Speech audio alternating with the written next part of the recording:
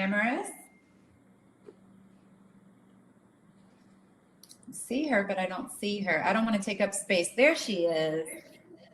I just wanted to make sure that everything was okay. I was like, was there something special that I needed to do? You are special enough, my dear. You know what? After that Dr. Amy talk, I'm special. If anybody else wants to hop on camera, please do. I would love to see some more faces. I am going to, and you know what? I was on the main stage. I was struggling with this. My camera's up here, but I want to see you guys here. So my eyes are not, I'm sorry, I'm not looking at you. So full disclosure, Amaris is one of my best friends, and she is also a storyteller and an amazing expert. She actually has a master's in leadership. Can you turn your sound I got it. off? We're good. Yeah, there we go. And so I wanted her to talk about this because she and I have had conversations about this, and I think it's an important conversation, and probably a lot of women here are dealing with not knowing what motherhood is going to look like for you. You're perhaps not partnered yet, perhaps not sure if your goals, your long-term career goals allow for children right now, but you know that your fertility is aging. We heard Dr. Amy talk about it. Age does play a role in fertility. So I wanted Amaris to kind of start this conversation because she is such a tremendous conversation starter and holder. And so I'm going to actually turn it over to her now. And can everybody make sure they're on mute? Because I'm just getting some weird feedback. Okay. Wonderful. Okay, great. Awesome. Okay, guys. So my name is Amaris, as Ashley mentioned. I am about to be 40 in April. It's all good.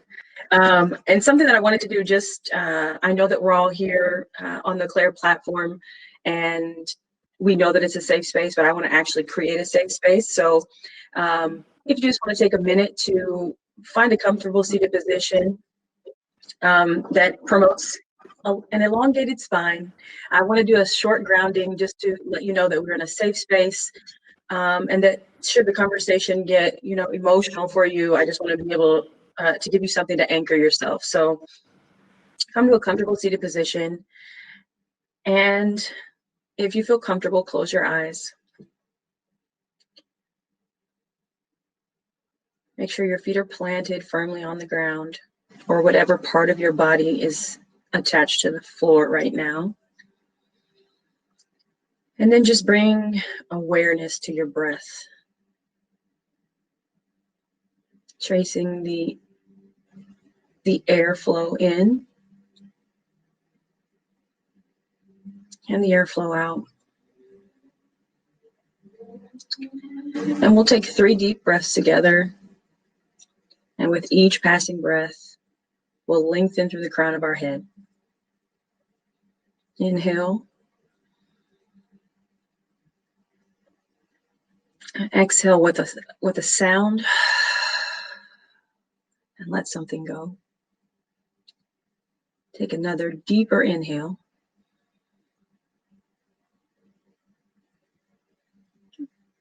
Exhaling any expectations we might have.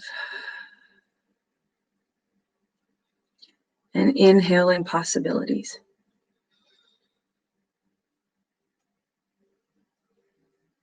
And exhale.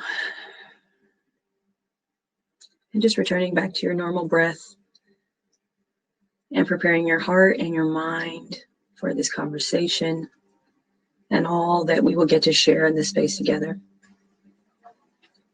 Knowing that you are fully woman, whether you have a child or whether you do not. We'll take one last deep breath in. Exhale it out. And when you feel comfortable, open your eyes. Yay. Hi. Okay, we're going to hop right in. We have some great questions. And I know that we we've all probably experienced some of these questions from relatives or friends or ourselves even. And so to have this conversation about what these questions mean to you.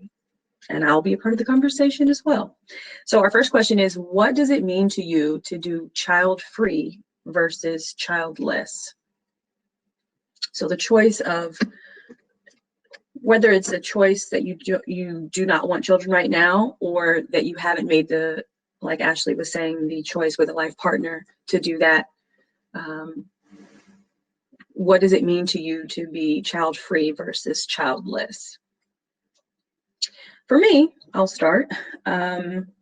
Child-free versus childless. I feel like it's more of my choice. It's something that I have chosen for my life up to this point, whether it be my career or because I was not partnered with someone that I felt like would make a great father. And then also, you know, there was a lot of work that I wanted to do to make sure that I was going to be the best mother possible, whether that's physically, emotionally, spiritually. All of those things were important to me to come to terms with. So I'm child-free versus childless, but I don't have children right now either. Frances, what about you?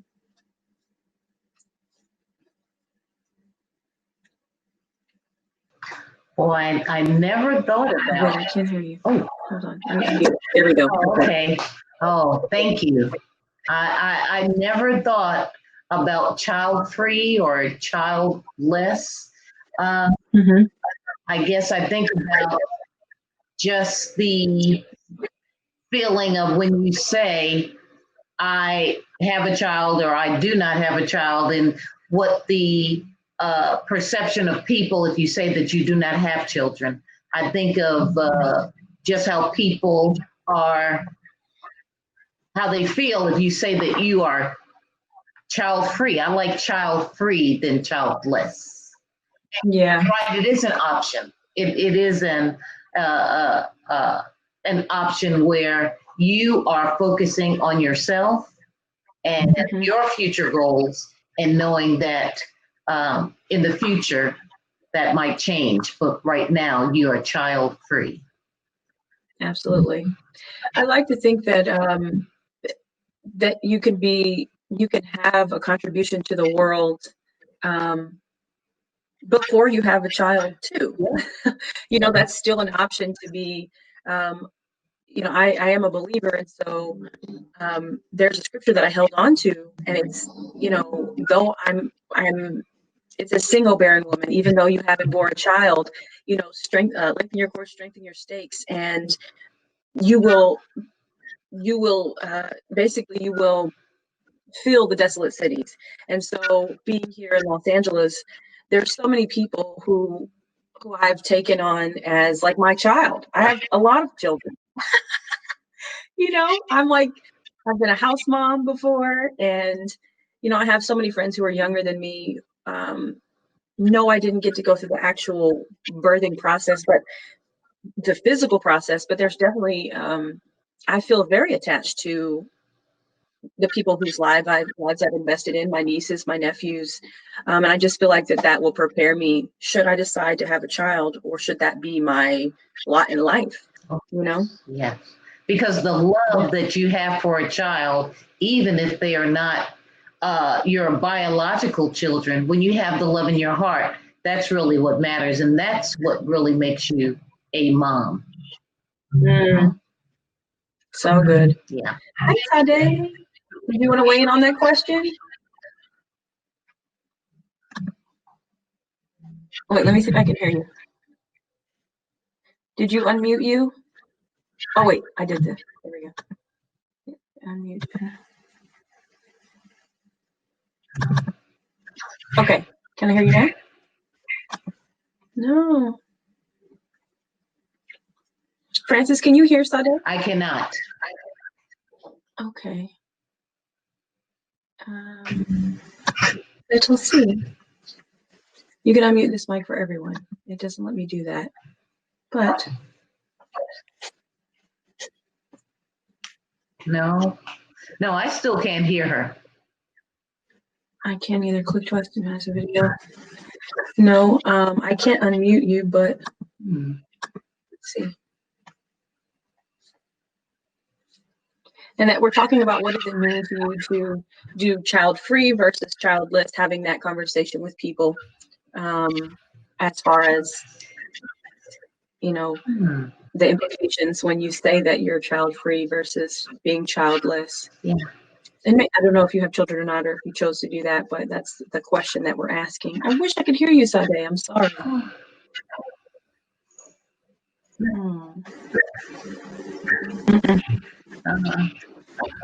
Maybe pop out and then pop back in, and we'll see if I can add it. That might work.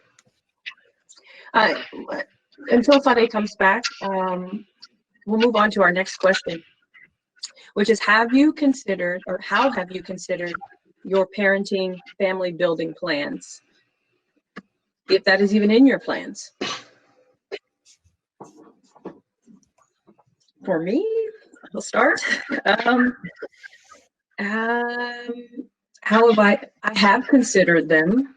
I do have a very large support system as far as that goes, but I don't have a life partner.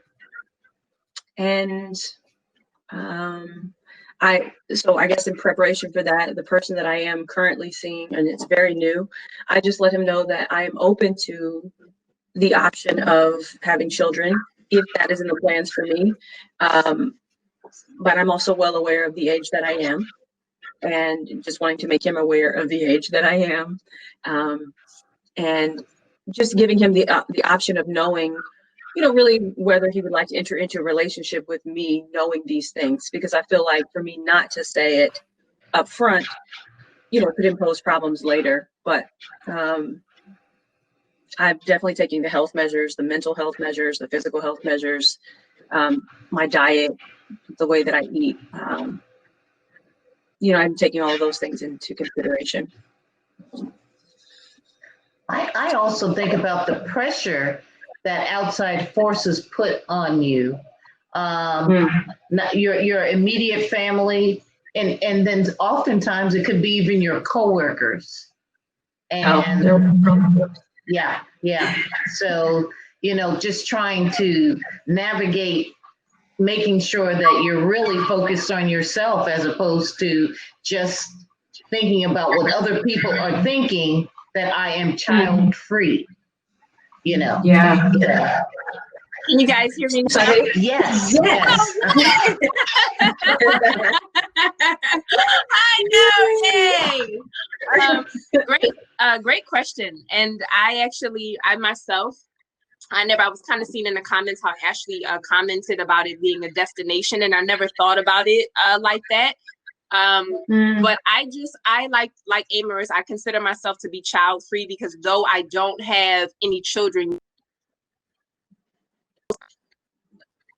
mother, but qualities and characteristics that I can share, whether it be with my niece or my nephew or children that I'm teaching. The attributes of being a mother, it doesn't stop at just birth alone. So I consider myself, to be child free, because it's on a continuum. At any time that can change, but yet I'm still operating as mother-like in different kind of dynamics or situations. I love that, Sade, because I consider, it reminds me of relationships.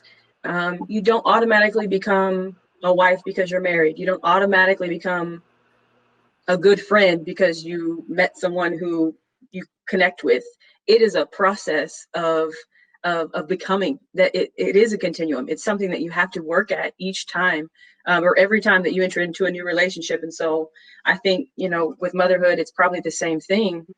All of our life experiences play into that. I don't feel like anything is lost. Like, we're gonna need it. Yeah. So should you decide. Welcome, Avergil. Yes. I love your name. Yeah. If you want to weigh in on that question, our next question was, how have you considered your parenting or family building plans?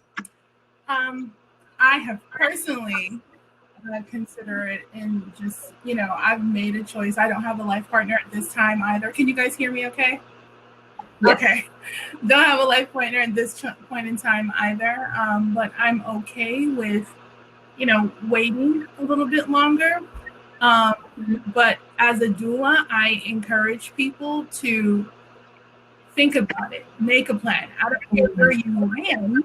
That's fine, whatever it is that you land, but you don't want to, you have to be active in your choice. Don't let it happen to you. You actively choose, what direction you want to go in, or what mindset you want to continue to walk in.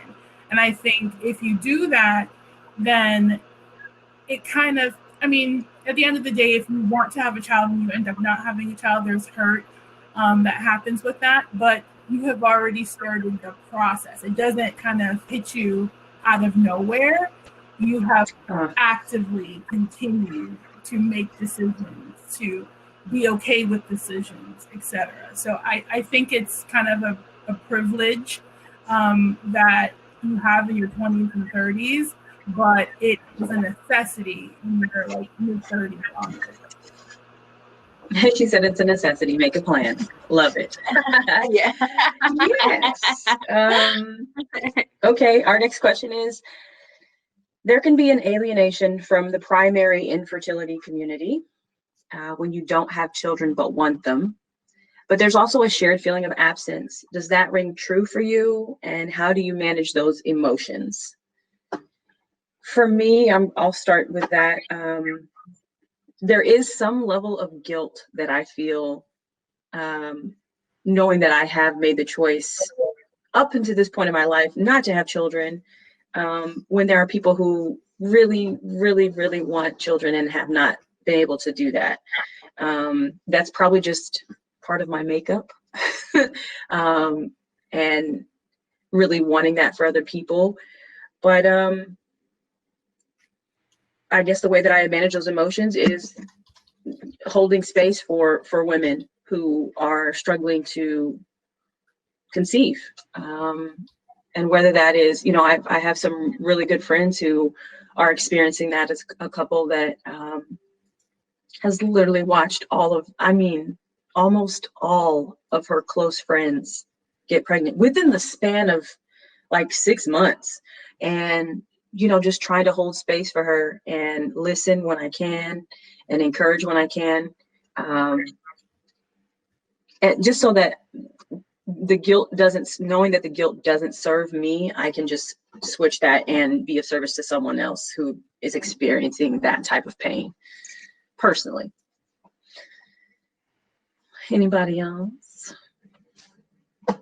And this is about the alienation from the primary infertility community when you don't have children but want them, but then they're also having that shared feeling of an absence. It sounded like the people who are on here right now maybe don't experience that absence right now in a very profound way. But do you guys know people who are experiencing fertility, and how do you hold space, or how do you manage, I guess, your emotions when you're around them, or even their emotions when they're around you? Let me put this on. I actually, Go ahead. currently right now, I haven't been around anyone who has been experiencing infertility issues.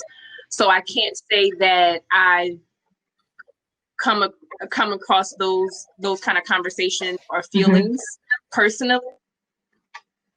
Can't say I give space for coming to a decision of not having children, because I don't think me not having children right now at this point is not as much as it's a decision to wait for that partner to share the same values, qualities, and traits. It's also been a decision that I didn't just kind of make, it just kind of happened. So I feel like even if I was relating to someone, I wouldn't want that person who's having an issue with infertility looking at my situation as not having children as just coming to a final decision of, you know what, I decided to wait. So understanding that there could be that similarity and understanding that I just haven't had children yet, but it doesn't mean that I cannot conceive or I've had issues with conceiving. Does that make sense? Yeah, it definitely does. Okay. This is a great question. And I feel like it comes up often in a lot of the circles that I have you ever considered single motherhood by choice? That's a good question. That's a great question. I don't know that my answer will be popular, but you know, it's my answer. This is a safe space. I have not, and only because there's so many people in my family who have experienced single motherhood, not by choice. And I would never, by choice, you know, I feel like do that to a child. Do I have an infinite amount of love, and does that multiply when you actually have a child? Sure. But I don't know that I would even be enough by myself. Like, I feel like that's a for me, this is just for me, I feel like that would be a grandiose, like, you know, self-check, like, I got this, you know what I mean? Like, but then that's just, you know, that's how I feel, that I just wouldn't want, I wouldn't want to be mom and dad, is what I would say. I can understand that 1,000%. I think it's, you know, when you have lived experiences, is seeing single motherhood all around you, and whatever struggle, whether that be emotional, spiritual, financial, whatever that was, yeah. We probably decided a long time ago, that's not for me.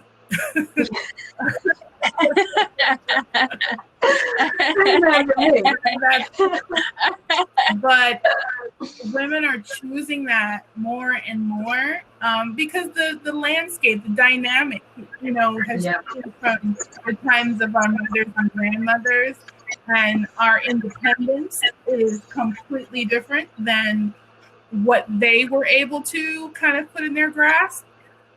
So options that are available to us were not even remotely available to them. So, look at your comments. They are. We have Tanisha who says, you know, I grew up with a single mother and do not wish to do it alone like she did. Although I know amazing single mothers. And earlier she mentioned that she's 34 and not sure if she'll change her mind. So, you know, there's that. But then we have Valerie. She said, I would be a single mother over being without a child, no question. And I want to say, she said she's had a child, but not always sure that she would be able to. I would be interested to see, like what that was like, that transition. Valerie, you don't want to hop on with us? I also think I actually attached to it as well. Say it one more time. I think there's stigma attached to it as well that you have to get over to make that decision. Yeah. So how strong is your desire versus whatever internal conversations you have to have? Sorry, Sade, go ahead. Oh, no, it's okay. No, it's okay. I share the same sentiment. I would rather have that male partner in the household. I know we are at a different climate, and the resources are different back in the day versus that we have time. But I've also witnessed what single motherhood is like. But when you think of a child's development and them being a whole person, there is the male perspective and the male experience and the female perspective and the female experience. And I think that growing up without that can be just a little detrimental to the family dynamic. Yeah. Just from my perspective. Oh, wait. By choice. Now, if that happens, you know, then you have to deal with the kind of circumstances that have led up to that. But and choosing just to say I want to be a single parent, for me, that wouldn't be the choice for me. You know, I've had friends they just like it is. And I think it's beautiful. It's like that is their life purpose, is to be a mother. Like, hi. That is their life purpose, to be a mother. So it makes perfect sense that they would choose to be a single mother over not having a child, because that is their life's purpose. It's like, that is why I'm here. And for me, there are so many other things outside of that I feel that I've contributed to the world already, that I feel like, man, like, what if I suck at it, y'all? Like, what if I do bad at this? You know what I'm saying? Like, what if I'm not good at this? And then it's like, okay, well, now I've brought this person into the world and it's chaos, So is there some fear there? Sure. I'm human. But I think, I don't know, but I think, I mean, even in your experience that you just explained, I think that there's, like, you manage your life well. And even your interaction you talk about with your niece or your nephews or people or children or people that you're around. Yeah.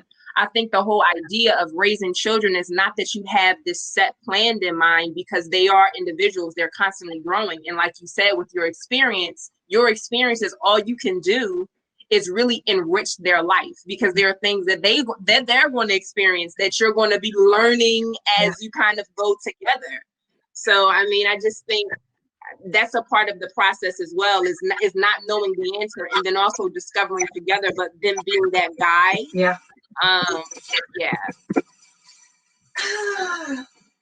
Valerie, did you want to say something? Yes, but I want to jump in. I don't know. I can identify with a woman who would decide, look, if I haven't found the partner, about this happened for myself. I think that, for some women, they're kind of ambivalent about whether or not they become mothers, and some women have always felt like they wanted to be mothers, and I was one of those people. And I started thinking through, like, if I don't meet someone by this time, like, what are my options? And I started looking at that.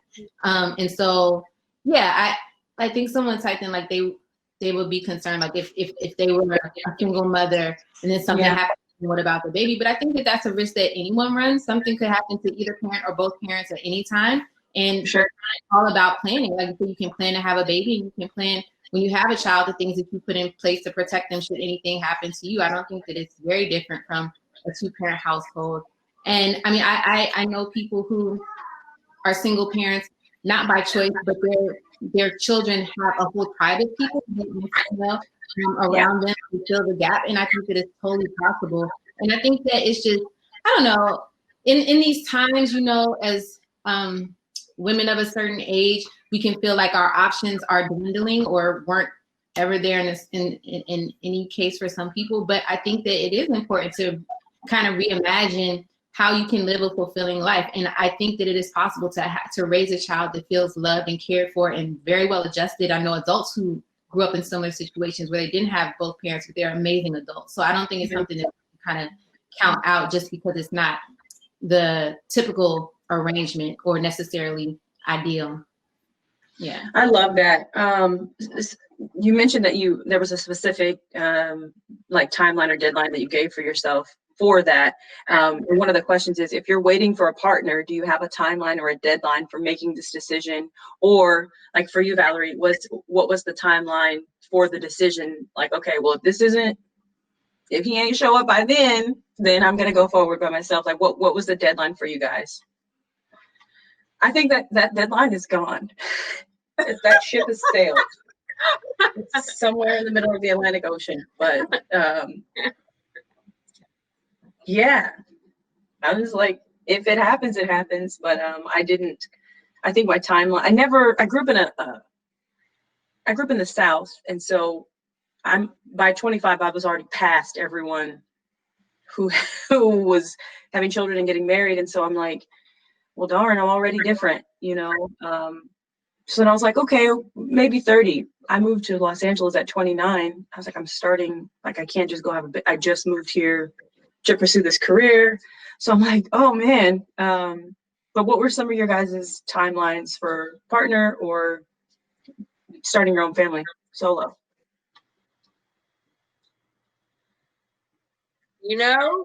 Specific Yeah. timeline. I know that when I got into my 30s, I started looking at the options for egg freezing and things like that, because someone had told me like you can't wait until later on, like you should freeze your eggs while they're young, I guess. So I did start looking into those options, but I couldn't afford it at the time. Yeah, so I kind of kept hope alive. But a man, I got married, and but we were thinking about delaying a conversation with the doctor. The doctor was like, look, if you want to do it, like this is what your picture of fertility looks like. And so that's what really got us kind of revved up to go ahead and get it done. But again, like I wasn't sure that I wasn't sure whether or not it was possible for me financially, but also even with a partner, because my husband already had children, whether or not that was something that he wanted to do. So having that, so like these were like really serious, hard conversations we had to have, and it worked out. But I don't know. I have people who have stories or are still in the waiting period, and I just hate for them to feel like they don't have options when there are so many out there. But I think the sad thing is that we find out about them too late. I was about to say, I was today years old when I found out that I froze my eggs younger. It's like, okay, great, okay. You know, what were you gonna say, Sade? And then we have 1 minute, and you guys can head to the stage for the next, or the 125 for the next one. But Sade, what were you gonna say? Oh no. So, well, first I wanted to say congratulations that your husband actually did come along. But I actually share the same sentiment when I found about egg freezing, and I found out about the cost. I was like, there's no way that I could afford something like that. And I first found out about the process of egg freezing when I was 32. So I never really considered options outside of, okay, like if I married someone who had children already, well, that would of course be an option where I'm already mothering their children. But in terms of myself, I never created a plan where I said, okay, well, I'll be a mother alone. That never was something that I considered. Yeah. And I don't have a plan for that. Got no plan. Abigail, you want to chime in before we head out?